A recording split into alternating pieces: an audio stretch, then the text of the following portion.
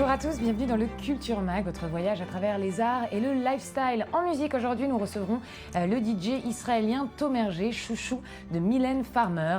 Et nous parlerons de Jay Adams, le skateboarder américain, le mentor d'une génération de sportifs. Il est décédé la semaine dernière d'une crise cardiaque. Nous reviendrons sur sa carrière avec Thibaut Gendreau. Enfin, nous irons au Mali à la rencontre de Tiken Jah Fakoly, célèbre reggaeman qui appelle à l'unité africaine, notamment à travers son dernier album. Nous allons donc revenir à présent sur la mort de Jay Adams, cet Américain connu pour être l'un des pères du skateboard moderne. Pour revenir sur sa vie plutôt extraordinaire, nous sommes en ligne avec Thibaut Gendreau. Thibaut, bonjour. Bonjour Laetitia. Vous avez édité aux éditions courtes et longues un livre consacré aux cultures de la glisse intitulé Skate, Surf et Snow, contre-culture, un livre de Christophe Pérez. Alors tout d'abord, pouvez-vous nous raconter en quelques phrases qui était Jay Adams et ce qu'il représentait dans le milieu des skateurs? Oui, bien sûr. Alors Jay Adams, c'est un petit peu l'enfant terrible du skateboard. C'est Stacy Peralta, qui était l'un des E-Boys, le présentait comme le plus talentueux de cette équipe de skateurs des années 70. Il était connu pour sa façon plutôt agressive de skater, notamment dans ses grinds. Et puis quelqu'un de très admiré pour son style justement agressif et son insoumission, son jusqu'au boutisme. Alors, vous parlez des années 70. Qu'est-ce qui a transformé la contre-culture urbaine d'abord aux États-Unis, après en Europe? Alors, dans les années 70, le Zephyr Surf Shop, qui était, comme son nom l'indique, un magasin de vente de planches, a fondé une équipe et ça a été concomitant avec plusieurs événements, notamment l'arrivée dans le monde du skateboard du polyuréthane, qui était la matière dont étaient faites les roues. Donc c'est arrivé dans les années 70 et ça a permis en fait aux skateurs de faire varier leur figure et de faire évoluer leur style. Donc le Zephyr Surf Shop a fondé une équipe de skateurs qui s'appelle les E-Boys, formés par des gamins de 12 à 18 ans à l'époque, dont faisait partie Jay Adams, mais on avait aussi Stacy Peralta, Tony Alva pour ne citer qu'eux. Et donc ils ont été connus pour avoir inventé un nouveau style, une nouvelle façon de faire du skateboard avec une certaine fluidité, des virages rapides empruntés au surf. C'est vraiment du surf sur le béton. Et plus tard, ils ont commencé à skater des plans inclinés, des fossés, des plans verticaux, notamment parce qu'à cette époque, en 75, il y a une vague de chaleur qui interdit aux gens de remplir d'eau leurs piscines. Donc toutes les piscines sont vidées. Et ces skateurs-là ont vu dans ces piscines, eh bien, tout simplement une vague de béton, une vague dure pour la surfer, si vous voulez, avec des skateboards. Et alors, c'est une mort qui est plutôt précoce. C'était le père du skate moderne, comme vous l'avez dit. Quelles ont été les réactions des skateurs, de la nouvelle génération de skateurs? Alors en fait, c'est comme vous l'avez dit, c'est vraiment une très très grande perte. Parce que au sein du monde des skateurs, il y a la perte d'un ami d'abord, parce que c'était vraiment des liens d'amitié très forts qui s'étaient tissés avec tout le monde du skateboard. Je pensais à Stacy Peralta, je pensais aussi à Tony Hawk, qui sont deux skateurs notamment qui lui ont rendu hommage sur Instagram en publiant des photos. Stacy Peralta considérait que c'était l'un des meilleurs skateurs au monde. Voilà, cet enfant terrible du skate a laissé un grand vide derrière lui parce que, en plus d'être le père du skateboard, c'est un pilier du skate, une légende, mais aussi un symbole. Je pense au tatouage qu'il arborait sur sa poitrine avec marqué 100% skateboarder. C'est lui qui est l'esprit, en fait, l'enfant terrible du skate, l'esprit du skateboard, pour citer Christophe Pérez dans son livre Surf, Skate and Snow. Je pense que ça décrit assez bien le personnage. C'est vraiment l'esprit rebelle, l'insoumission, la liberté. L'enfant terrible du skate, il a inspiré un film, Les Seigneurs de Dogtown. C'est inspiré par la vie des E-Boys et de Jay Adams lui-même. À votre avis, c'était fidèle à l'histoire? Oui, bah déjà parce que le film a la qualité d'être écrit par Stacy Peralta, qui est l'un des E-Boys, grand ami de Jay Adams aussi. Et le film romance un peu tout ça, mais quand même se base sur des faits historiques et est vraiment très bon. Je le conseille ainsi qu'un autre film qui était sorti et qui a été lui tourné par Stacy Peralta, qui s'appelle Dogtown and the Boys et qui est lui un documentaire. Et regardez les deux, je pense que ça donne une bonne idée de ce qu'était l'événement des The Boys à l'époque, quoi. Merci beaucoup Thibaut Gendreau. Je rappelle donc que vous avez édité un livre écrit par Christophe Pérez, le premier du genre en France, qui se nomme Skate, Surf et Snow, contre-culture. Merci beaucoup. Voilà, direction le Mali, maintenant où l'une des emblèmes du reggae africain, Tiken Jah Fakoly, a récemment sorti son 7e album, toujours engagé. Il appelle maintenant à l'unité africaine. C'est un récit de David Gombin. Il est l'un des artistes reggae africains les plus appréciés en Europe. Beaucoup se souviennent de son album France-Afrique, grâce auquel il remporte en 2003 une victoire de la musique.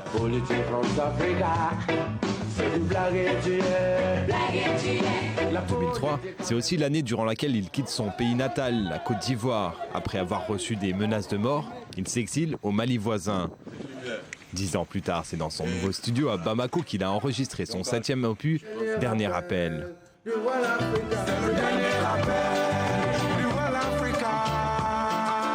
Face au conflit qui déchire l'Afrique en général et le Mali en particulier, le pape du reggae africain prêche l'unité. Le Mali est un pays qui représente bien l'Afrique dans le monde entier par sa culture, par beaucoup de choses. Et je souhaite que ce Mali-là reste uni. Je ne souhaite pas de division parce que moi je me bats pour l'intégration, je me bats pour l'unité africaine. Cette unité, cela fait longtemps que Tiken Jah Fakoly se bat pour elle. En 2012 déjà, il participe à un grand rassemblement dans le stade de Bamako. Il faut d'abord ouvrir le dialogue, que chacun s'exprime, que chacun donne sa position. Et puis bon, on souhaite tous que le dialogue marche. Pas de passeport, aucun papier n'est demandé. Avec son 7e album, Tiken Jah Fakoly persiste et signe avec un message fédérateur. Peu avant de partir en tournée mondiale, il a présenté son album devant son public malien, un public à l'écoute des valeurs qu'il souhaite transmettre. C'est un messager pour moi, car il dit tout franc. Si les dirigeants africains l'écoutaient, ils n'ont plus besoin de conseiller. Après de nombreux festivals européens, dont le Reggae Sunska de Bordeaux, il continue sa tournée européenne avec une date à l'Olympia de Paris le 29 novembre. Tiken Jah Fakoly, cet infatigable chanteur de l'unité, en est convaincu. Après un début de réconciliation en Côte d'Ivoire, l'espoir est permis pour l'unité malienne. Toujours aux échos de son reggae engagé. On va rester en musique. Cette fois-ci, on va parler de ce chanteur pop vénézuélien et italien. Il s'appelle Giordano Di Marzo. Il est célèbre en Amérique latine. Il est en train de travailler sur un nouvel album, Manifesto. C'est inspiré par les événements de ces derniers mois et les manifestations qui agitent le Venezuela. C'est un sujet de Daniel Campos avec David Gombin. Giordano Di Marzo, une pop star avec déjà une carrière longue de 30 ans derrière lui. Bien que né à Rome, il a passé presque toute sa vie au Venezuela. Giordano a composé de nombreuses chansons d'amour, mais en temps de trouble, il compose des chansons engagées, comme en 1992 avec son hit Por esta calle, dans ses rues, inspiré par les émeutes au Venezuela au début des années 90. 22 ans plus tard, il s'apprête à sortir un album très politique. Titré Manifesto, il s'inspire des récentes manifestations antigouvernementales qui ont secoué le pays cette année, faisant 43 morts et des centaines de blessés. Écrire des chansons, c'est faire de la politique. Cela veut dire se comprendre les uns les autres, communiquer, exprimer ses sentiments, trouver quelqu'un qui vous écoutera et se rapprocher de 2, 3, 4, 5 et même des milliers de personnes. Cette chanson pourrait même devenir partie prenante de la vie de quelqu'un d'autre. Dans le Venezuela d'aujourd'hui, être un chanteur engagé politiquement peut s'avérer très dangereux. En 2012, le chanteur de rap One Shot a été pris pour cible et abattu dans des circonstances suspicieuses. Il a heureusement survécu à ses blessures. En dépit du danger, Giordano n'a pas peur de persévérer. Il y a une manière de s'exprimer en utilisant le mot manifeste pour exprimer un sentiment. Manifester, c'est montrer ses sentiments, ce que vous pensez, ce que vous sentez. Donc j'ai pensé que manifeste était un bon nom. Tout comme dans les États-Unis des années 60, l'Amérique du Sud, elle aussi, a une longue histoire avec la chanson protestataire. Le chanteur-compositeur chilien Victor Jara, par exemple, qui a été torturé par le régime de Pinochet, ou encore l'Argentine Mercedes Sosa, qui s'est exilée de son pays.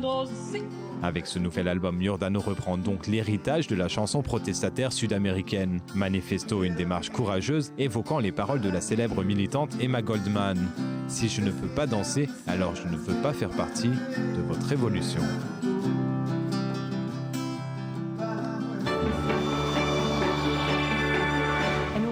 Plateau Tomergé, vous êtes DJ israélien, mais vous êtes connu bien au-delà des frontières israéliennes.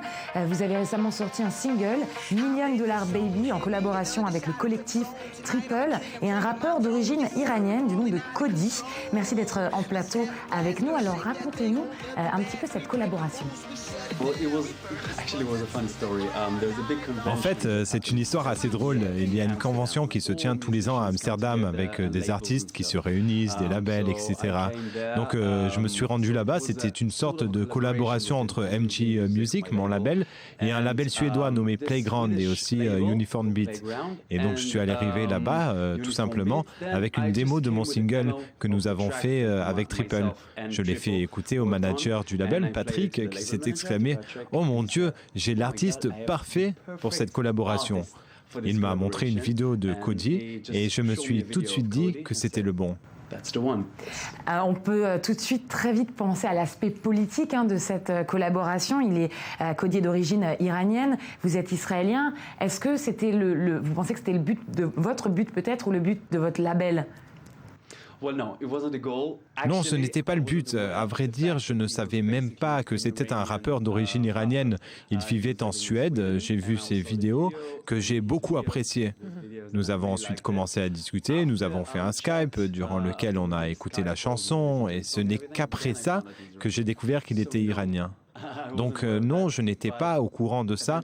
Mais de toute façon, ce qui compte, c'est la musique, pas la religion. Et c'est ce qu'il dit aussi. Est-ce que vous pensez que la situation actuelle dans la région a affecté votre business en tant que musicien, en tant que DJ ?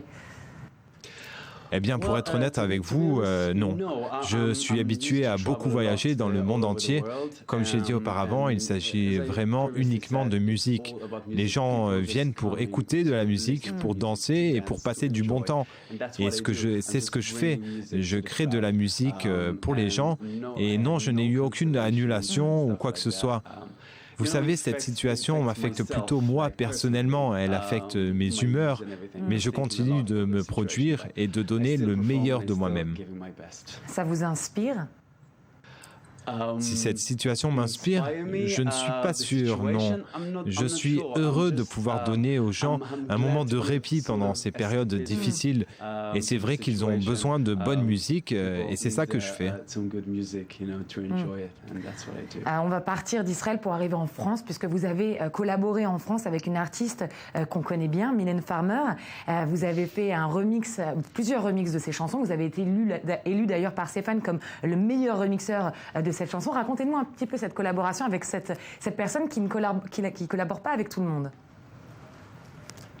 Well, actually, I was signed to Warner Music in France and I released my album there. I had a top Eh bien, en fait, j'avais un contrat avec Warner Music en France et j'ai sorti mon album là-bas.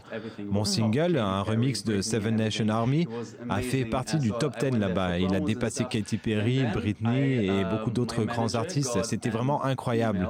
Et donc, je suis allé en France pour en faire la promotion. Et c'est là que mon manager a reçu un email du manager de Mylène, dans lequel il expliquait qu'il voulait que je fasse un remix pour elle. Et c'est comme ça qu'une véritable connexion entre nous s'est établie et que j'ai collaboré avec elle à 4 reprises pour 4 remixes différents. Je ne pense pas que qui que ce soit en ait fait autant avant moi. Et ensuite, je l'ai donc rencontré personnellement, ce qui a été une expérience incroyable. Mon manager est aussi un fan de Mylène, donc c'était vraiment très excitant. J'aime beaucoup sa voix, j'aime son attitude et j'aime vraiment beaucoup sa musique. Donc la connexion a été vraiment très naturelle. Vous ne la connaissiez pas du tout avant, depuis Israël, vous avez jamais entendu sa musique ? J'avais déjà entendu ces chansons avant, bien sûr, mais je ne l'ai vraiment découverte que lorsque j'ai travaillé avec elle. Je connaissais sa musique, mais en Israël, on ne la connaît pas comme en France, où là-bas, c'est une vraie diva. Vous avez beaucoup travaillé en Europe, mais qu'est-ce que vous pensez de Tel Aviv? Est-ce que c'est toujours à la hauteur des attentes des gens? Beaucoup de monde venait à Tel Aviv pour faire la fête. Qu'est-ce que vous trouvez comme différence entre l'Europe et Tel Aviv? Tel Aviv is amazing. It is amazing. Tel Aviv est incroyable. C'est vraiment incroyable. Vous savez, je voyage beaucoup. J'ai été en France, en Espagne, en Grèce, et dans chaque pays, chacun a ses caractéristiques. Mais en Israël, il y a vraiment un public incroyable. Les gens savent faire la fête ici. Donc oui, j'aime beaucoup le public israélien, même si je dois dire que j'aime tous les publics. C'est ce que je fais, apporter de la bonne musique pour tout le monde. Merci beaucoup Tomerger pour être venu nous rendre visite sur le Culture Mag. Voilà, c'était une interview que nous avons enregistrée un petit peu plus tôt dans nos studios. C'est la fin du Culture Mag. Merci de nous avoir suivis. Retrouvez-nous très vite sur i24news.tv, sur Facebook, sur Twitter. On se retrouve très vite. Bon retour sur la planète Terre.